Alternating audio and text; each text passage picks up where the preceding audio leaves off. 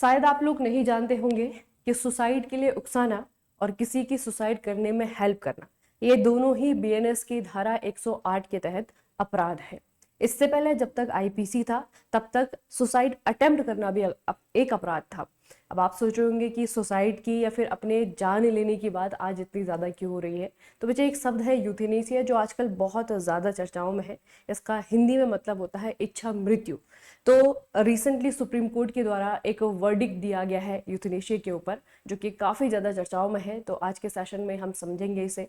Engineers के लिए थोड़ा सा डिफिकल्ट हो सकता है, तो कान खुले रखना, दिमाग भी खुले रखना, है ना, ताकि ये कॉन्सेप्ट जो है आपको समझ में आ जाए। तो हेलो एवरीवन, आप सभी का स्वागत है एक बार फिर से tech non tech YouTube channel में। मैं हूं आपकी प्रीति मैम और स्टार्ट करते हैं आज के डेली करंट अफेयर सेशन को।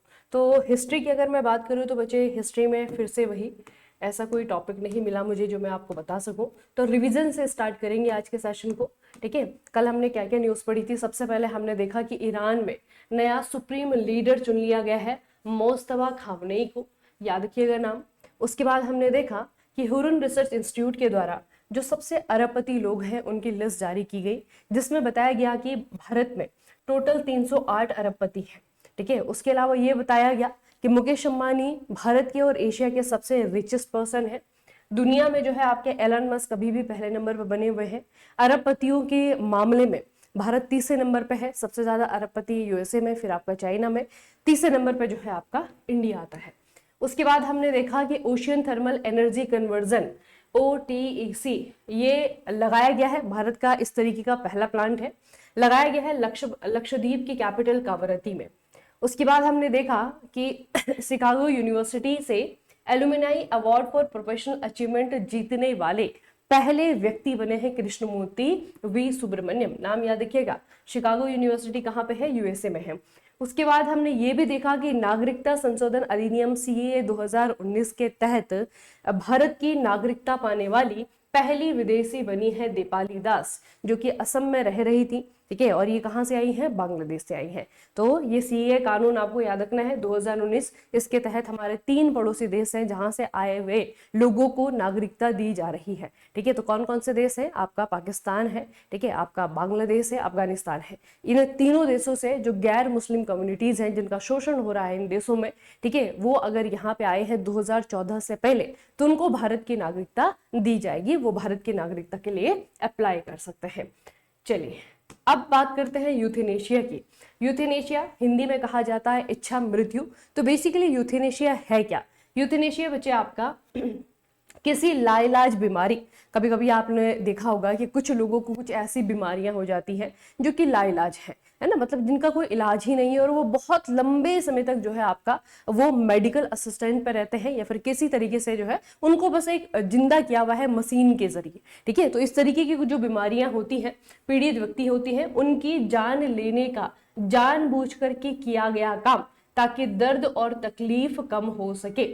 ठीक है, अब ये यूथेनेशिया जो है बेसिकली जो अधिकार है किसी की जान लेने का, है ना, वो सी बात है बच्चे की जो व्यक्ति उसका इलाज करवा रहा है, किसी के पेरेंट्स हो सकते हैं, है ना, किसी के जो है आपके सिबलिंग्स हो सकते हैं, किसी के जो है स्पाउस हो सकते हैं, जो जिनको जो है यूथेनेशिया का डिसीजन लेने का अधिकार होता है। लेकिन यूथेनेशिया का डिसीजन जो है अकेले घर वाले नहीं ले सकते हैं। ठीक है, इसके लिए जो है आपका कोर्ट की अनुमति चाहिए होती है। तो यूथेनेशिया की जरूरत कब आती है? जब बहुत लंबे समय से कोई व्यक्ति जो है सिर्फ मशीनरी या फिर जो मेडिकल फैसिलिटीज है, मेडिकल असिस्टेंट है, उनके सहारे जो है सिर्फ वो नाम के लिए जिंदा है, बस उसकी सांसें चल रही हैं और वो जो है लगातार जो है आपका दर्द में बना हुआ है। ठीक है, तो इस सिचुएशन से बाहर निकालने के लिए अगर उस व्यक्ति को जो है हम जानबूझ करके वो फैसिलिटी ना दे या फिर कह सकते हैं कि उस व्यक्ति की जो जीवन लीला है उसे समाप्त करने का डिसीजन ले ले, तो उसी को कहा जाता है यूथेनेशिया।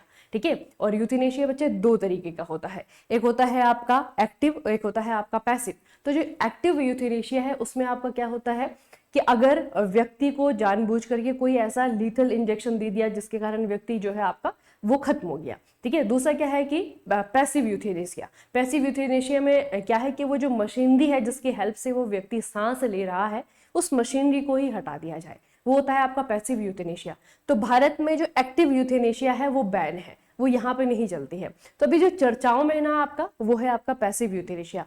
अब हुआ क्या एक केस है बच्चे आपका, ठीक है, 32 साल के हरीश राणा, ये अचानक से जो है मतलब एक एक्सीडेंट होता है अपने घर में, जो है आपका छत से जो है आपका गिर जाते हैं, जिसके बाद इनके हेड इंजरीज हो जाती है, ठीक है। अब लगातार 32 साल हो गए बच्चे, ठीक है, 32 साल के हैं और लगातार 13 सालों से जो है आपका ये पीवीएस परसिस्टेंट वेजिटेटिव स्टेट में है ना। इसका मतलब है कि ये बस आपके लेटे हुए हैं, ठीक है। इनको जो है आपका जो ट्यूब्स होती हैं उनके जरिए जो है खाना पहुंचाया जा रहा है शरीर में, ठीक है। जो मेडिकल मशीनरी है उसकी मदद से जो है इनको बस जिंदा रखा जा रहा है, ठीक है। तो लगातार 13 सालों से जो है लगातार इसी स्टेट में है।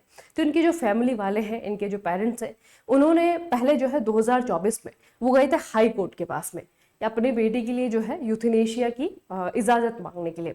वहां से जो है उनकी जो दरख्वास्त रही होगी, याचिका रही होगी, उसको खारिज कर दिया गया। अब उनके पेरेंट्स चले गए हैं सुप्रीम कोर्ट में। तो सुप्रीम कोर्ट के द्वारा बच्चे आपका हाँ कर दिया गया है, ठीक है। तो इसीलिए आपका ये जो पूरी प्रैक्टिस होती है, ये जो टर्म है, ये बहुत ज्यादा चर्चाओं में है, ठीक है। तो भारत के सुप्रीम कोर्ट ने 32 साल के हरीश राणा को पैसिव यूथेनेशिया देने की मंजूरी दे दी है। 2013 में एक एक्सीडेंट के बाद में राणा पिछले 13 सालों से परसिस्टेंट वेजिटेटिव स्टेट में है, ठीक है। और ये जो फैसला है सुप्रीम कोर्ट के पहले के फैसलों से बने भारत के पैसिव यूथेनेशिया फ्रेमवर्क का पहला प्रैक्टिकल इस्तेमाल है, ठीक है। तो मतलब पैसिव यूथेनेशिया देने के लिए ये पहली मंजूरी है जो सुप्रीम कोर्ट की तरफ से दी गई है। इसीलिए जो है बच्चे ये इतना ज्यादा चर्चाओं में है, ठीक है। तो किसी व्यक्ति के साथ में अगर इस तरीके की कोई दुर्घटना हो जाती है और वो किसी ऐसी स्टेट में चले जाता है जहां पर वो जिंदा होते हुए भी नहीं है ना, तो उसके लिए जो है क्या किया जा सकता है, अगर एक्टिव यूथेनेशिया है तो वो तो बच्चे हमारे देश में अलाउ नहीं है, वो भारत में जो है आपका एक तरीके से लीगल ही नहीं है, इलीगल है। लेकिन पैसिव यूथेनेशिया की मांग अगर की जाती है तो सुप्रीम कोर्ट या फिर हाई कोर्ट जो है इसको हाँ कर सकता है, इसकी मंजूरी दी जा सकती है। ये बच्चे आपको याद रखना है, ठीक है। तो ये हो गया आपका यूथेनेशिया। अच्छा, अगली खबर बच्चे आपकी रेलवे से रिलेटेड है। इंडियन रेलवे ने अंतर्राष्ट्रीय महिला दिवस जो कि 8 मार्च को आता है, इसके अवसर पर कार्यस्थल पर यानी कि जहां पर लड़कियां काम करती हैं वहां पर यौन उत्पीड़न की शिकायत दर्ज कराने के उद्देश्य से महिला कर्मचारियों के लिए एक एप्लीकेशन लॉन्च किया है। एप्लीकेशन का नाम है शाइन, ठीक है। एप्लीकेशन का नाम है शाइन। शाइन में एस का मतलब है शाइन का मतलब है sexual harassment incident notification for empowerment, ठीक है। किसके लिए है? वुमेन्स के लिए है। ये प्लेटफॉर्म मानव संसाधन प्रबंधन प्रणाली यानी कि HRMS के माध्यम से गोपनीय शिकायतों दर्ज करने की सुविधा प्रदान करता है। गोपनीय शिकायत का मतलब क्या है? किसने शिकायत की है वो नहीं पता लगेगा, ठीक है। बस ये है कि जो ये काम कर रहा है ना, इस तरीके के अपराधों में जो व्यक्ति इन्वॉल्व है उसको उठा लिया जाएगा, ठीक है। तो ये जो है इस तरीके की शिकायतें हैं लड़कियों के लिए। जो बच्चे आपका ये एप्लीकेशन बना है, याद रखना कि इंडियन रेलवे के द्वारा मोबाइल ऐप बनाई गई है। उसके बाद है बड़ी ये भी बहुत इंपॉर्टेंट न्यूज है, ये बच्चे आपका मिजोरम हमारा नॉर्थ ईस्ट स्टेट है। मिजोरम की विधानसभा ने सर्वसम्मति से एक प्रस्ताव पारित किया है और ये प्रस्ताव क्या कहता है? मिजो भाषा को भारतीय संविधान की 8वीं अनुसूची में शामिल करने की मांग की गई है, ठीक है। अब करने का डिसीजन तो संसद के द्वारा लिया जाएगा, लेकिन मिजोरम की जो गवर्नमेंट है वो चाह रही है कि हमारी जो भाषा है मिजो भाषा, इसको 22वें जो 22 लैंग्वेजेस है 8वीं अनुसूची में उनमें से एक का दर्जा मिल जाए। ये प्रस्ताव राज्य के शिक्षा मंत्री वनलतलान के द्वारा पेश किया गया। वर्तमान में 8वीं अनुसूची में 22 भाषाएं क्या है सूचित है, ठीक है। तो अगर ये हो जाती तो 23 हो जाएंगी, लेकिन अभी हुई नहीं है। भाषाओं पर संवैधानिक प्रावधान भारतीय संविधान के आर्टिकल 344A और आपका 351 के तहत लिया जाता है। तो ये आपका स्टैटिक हो गया बच्चे, इसे याद रखना, ठीक है। टोटल जो है आपकी 22 भाषाएं हैं 8वीं अनुसूची में, और अगर इसे भी इंक्लूड कर दिया जाता है केंद्र सरकार के द्वारा तो टोटल हो जाएंगे आपके 23। अगला भी आपका स्टेट है, ये है आपका केरला। केरला की पुलिस ने अगेन जो है आपका वुमेन सेफ्टी से रिलेटेड है। केरला की पुलिस ने रात के समय यात्रा करने वाली महिलाओं की सुरक्षा सुनिश्चित करने के लिए निर्भया निशा इनिशिएटिव शुरू किया है, ठीक है। ये जो पहल है विशेष रूप से रात 9 बजे से सुबह 5 बजे के बीच में महिलाओं को 112 आपातकालीन हेल्पलाइन, पोल एप्लीकेशन, SOS और गश्त के माध्यम से तत्काल सहायता प्रदान करती है, ठीक है। तो कोई भी जो है अगर लड़की है रात के समय उसे लग रहा है कि अनसेफ है तो वो जो है इन 3 माध्यम से अपनी जो केरला की पुलिस है उसको कांटेक्ट कर सकती है। तो ये भी आपका किसके लिए है, वुमेन सेफ्टी के लिए है। ठीक है, याद रखिएगा ये पहल का नाम है आपका निर्भया निशा। नाम क्या है, निर्भया निशा। अगली बच्चे एक इंपॉर्टेंट न्यूज है जो कि अपॉइंटमेंट से रिलेटेड है।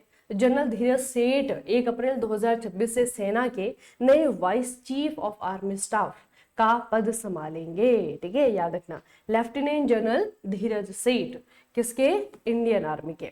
अब आपकी बारी है, आपको मुझे बताना है कि असम के साथ किस राज्य ने बायोडायवर्सिटी को बढ़ावा देने और स्थानीय रूप से विलुप्त प्रजातियों को फिर से बसाने के लिए वाइल्ड लाइफ एक्सचेंज पैक्ट पर साइन किए हैं। मध्य प्रदेश, महाराष्ट्र, राजस्थान या फिर आपका उत्तर प्रदेश। ठीक है, तो बेसिकली क्या हुआ है कि इन 2 स्टेट के बीच में जो है एक्सचेंज हुआ है ना, किसी ने किसी को जो है घड़ियाल दे दिए हैं, किसी ने किसी को जो है आपका एक सिंग वाला गैंडा दे दिया है ना। तो वाइल्ड लाइफ को जो है आपका रिच रखने के लिए ये समझौता किया गया है। बस आपको मुझे बताना है कि असम के साथ में दूसरा स्टेट कौन सा है, कमेंट करके बताएंगे। ठीक है, उसके अलावा ये भी बताएंगे कि यूथेनेसिया समझ में आया है या नहीं आया है।